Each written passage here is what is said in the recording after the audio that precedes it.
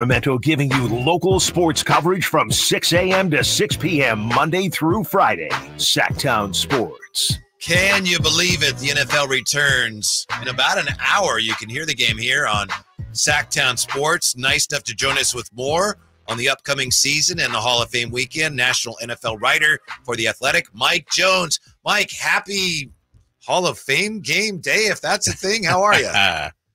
I'm doing well. How are you guys doing? We're doing fine. We appreciate your time very much. What stands out to you about this weekend's new Hall of Fame class? That was a great piece you wrote about Andre Johnson. Yeah, it's funny. When we're growing up, we're seeing maybe some guys that we haven't seen play being inducted, and now I guess we're getting old because everybody that's going in just about you remember seeing and following their whole careers. So in a way, it makes it a little more special because you feel like you have been on the journey with some of these guys the whole way. And so it's cool to see those guys go in and get the, their rightful place in the Hall of Fame. Mike Jones joining us here. Mike, Kyle Draper here, man. Excited for football to come back. I'm bummed my guy Caleb Williams not going to be playing tonight. What do you make of and what do you sense is the vibe around the organization, the team, the fan base about how great this guy can be? And can the Bears actually make a playoff push this year? Well, we'll see. They're in a very tough division because they've got the Detroit Lions who were, in the NFC Championship game, and they have the team like the Green Bay Packers, who I think really could make some trouble for a lot of teams this year. Another year with Jordan Love entering his second season, full season as a starter. I think he's going to take another big leap. They've got a new defensive coordinator. They've got, Josh Jacobs added to their offense. So the Packers could be scary. So it's going to be tough for the Bears to make a jump all the way to the playoffs. Now, I do feel like what Caleb Williams has to work with is a lot more reliable, better supporting cast than what Justin Fields had to work with. Just all the way down from the support as far as the offensive line. They've invested in that. The defense, they've continued to beef that up. He's got all the playmakers he needs at the skill positions, and just the vision of this coaching staff and general manager, you can tell that they're fully invested in him, which wasn't something that Justin Fields could really say. So I think that there is an energy, there is an excitement, a renewed, sense of life within that franchise. But, it'll be interesting to see how it all plays out. I would love to even just see like a series of Caleb Williams tonight. But, this is the modern day NFL where starting quarterbacks hardly play in the preseason, and some of them don't play at all. So I guess they're trying to be careful with Caleb Williams, and we won't get to see him tonight. Catching up with Mike Jones, NFL writer for The Athletic. 49ers obviously look like the favorite for what that's worth in the NFC. In your view, Mike, what is their biggest issue going forward this year and trying to get back to the Super Bowl? Well, I think for them, they've got a lot of talented pieces. They've got some guys. They got to sort some contract stuff out there. Brandon Ayuk, Trent Williams, some of those guys. But I think if they can have everybody on the field and stay healthy is their biggest thing, because it seems like every year they're very close. They have some injuries they have to deal with, some adversity they have to go with. But again, if they can keep everybody on the field, they have a chance to go back there. I do think, though, like I said, the Packers are a team that's going to be scary. I think the Eagles might bounce back. So they're definitely going to have some competition there. Even in their whole division, the Rams I think are going to be better. I think there's a good shot for the 49ers. But again, it's not like the door is wide open for them. They're going to be tested as they go out there this season once again. Hey, Mike, Drapes here again, man. I'm from Philly. I'll be honest with you. I'm an Eagles guy through and through. What difference should I expect with this team this year? Give me some hope. Give me some positivity. Why might this be the Eagles' year? Well, I mean, when you look at them, last year it was just weird, and I guess we can call it the Super Bowl hangover. They started out on such a hot note. They won 10 games, but the way they started, it was still, even though they won, things were just not quite right. They were kind of winning in spite of some things. I think, another year removed from that, I think there's going to be a new sense of urgency just because of the disappointment that they experienced last year. probably lit a fire under them. There's going to be a different vision and a different kind of approach on offense because basically last year, Brian Johnson was basically made to be the scapegoat for those offensive struggles. But Nick Sirianni, it's his offense, and they just did not evolve and really they weren't able to stay a step ahead of the defense. I think that everybody, the defensive coordinators, they spent the offseason studying and breaking down and figuring out how to slow Jalen Hurts and those guys down, and they succeeded.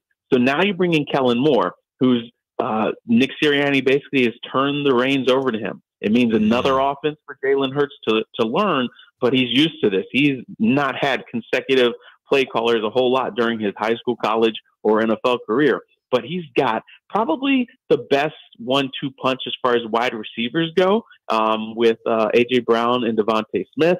Now you add Saquon Barkley to that mix. You got Dallas Goedert. They have no excuse not to move the football this year. So I think that you're going to see a pretty balanced attack. We saw that out of Kellen Moore in Dallas and also in San Diego last year. But there's also a young energy. Vic Fangio has got a lot of young guys who are stepping into big roles, and he's going to be aggressive with that defense. Last year, it was like they could never really quite get what they wanted out of that defense. So I think you add all that stuff, the returning guys, the nucleus is there, but there's also just a newness because of the two coordinators. I think it's going to be hard to stop the Eagles this year.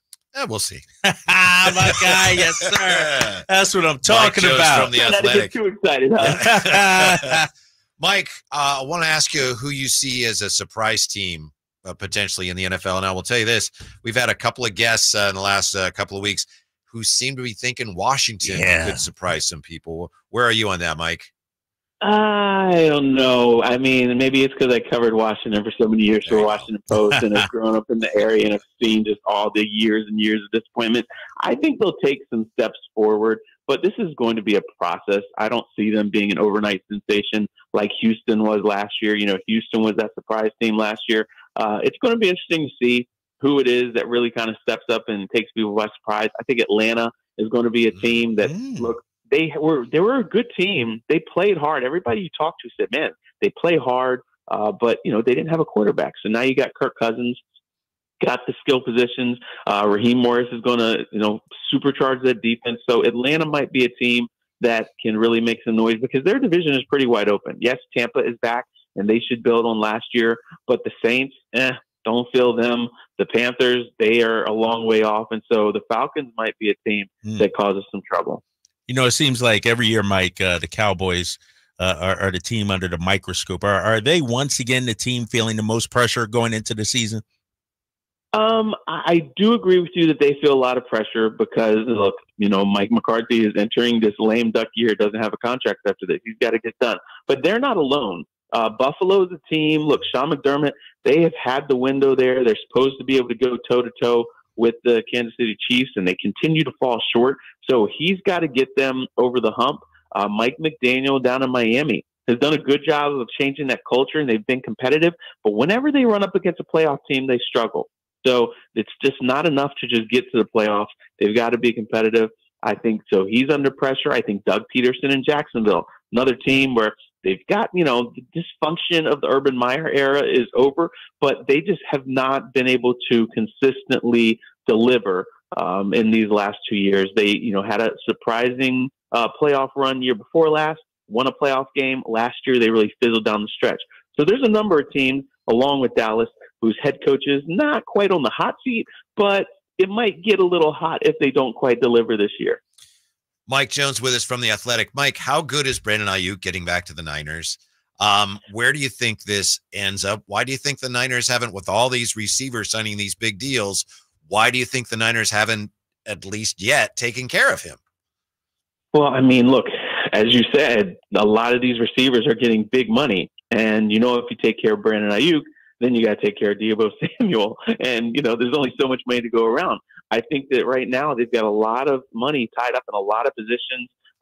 You know, Trent Williams is holding out once, you know, his deal redone. They're going to have to pay Brock Purdy. And so they drafted a wide receiver. I think they want to keep Ayuk for this year. This is almost like the look, hey, we're Super Bowl or bust, and then they break up the band and have to kind of do some retooling financially. And so They don't want to be tied into another, record-breaking long-term deal at wide receiver. So maybe does this make sense to you? A lot of people are kicking it around. They get together with Brandon and say, look, we'll tear up your deal. We'll give you 25 for this year, guaranteed, and then we'll revisit the whole thing after we win the Super Bowl. I mean, that could be very possible. They need him on the field if they're going to have a chance. So, we'll see. Mm-hmm. Yeah, Mike Jones joining us. I hope they pay Ayuk, man. That's my guy. Big fan of his and what he does.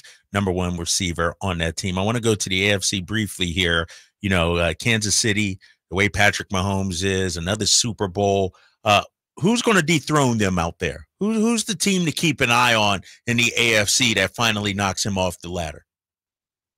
The team to watch, I think, is Cincinnati.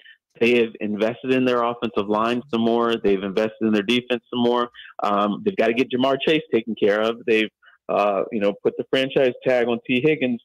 They really are a team that if Joe Burrow can be healthy, they're probably the most well-rounded team. Baltimore is another one you watch, but they've had some changes on defense, and they really have, new defensive coordinator. Some they promoted from within. They might be okay, but at the same time, they have not invested in the pass rusher. So they've got Kyle Van Noy, who's going to be 34. Opposite him, they've got a lot of question mark guys, young guys who, haven't, there's nobody elite. And so the decision not to invest or even draft early a pass rusher, and also my question is also outside of Zay Flowers, is Lamar Jackson ever going to have a really reliable, game-changing talent to throw to at wide receiver? Yes, they have Mark Andrews at tight end, but the weapons they have, I don't know if they have it to be able to score and compete against the Chiefs. They might fall short again. So, but those are the two teams, if you look at them talent-wise, they have the most, and they've got the quarterbacks to be able to compete. And so those are things. But again, it's going to be hard because they've got that formula in Kansas City, and they're just a well-oiled machine. Mike, we'll let you go on this one. We appreciate your time very much. And I know this is kind of an unknown for everybody, but what are you looking for tonight? How significant do you think going forward the new kickoff rules are going to be this year? I think this is what everybody wants to see. I've been bouncing around the training camps. I've been to 3 different ones so far, and every coach that you ask is very intrigued, wants to see what it looks like. Special teams coordinators, talk to them, they're intrigued because, yes, they've drilled it in practice and things like that, but nobody knows what it's going to look like at game speed. And so I don't know when we've ever tuned into a game so excited to see what the kickoff looks like. But, hey, good job, NFL, because you've made some meaning to the first preseason game when most of the time none of these games really matter. And so it's going to be, I could see it where teams decide to boot it out the back of the end zone and don't worry about it. Or I've been watching these drills. I'm like, man, you can look at this as there could be a lot of these things broken and taken to the house. So it's really going to be interesting to see how it all looks. Mike Jones from The Athletic. Thank you, Mike. Enjoy the game tonight, if such a thing is possible, and we hope to talk to you again real soon. All right, thanks. You guys have a good one. All right, Mike. When we come right back, we got an update on Brandon Ayuk and an update on Frank Gore next on Sactown Sports.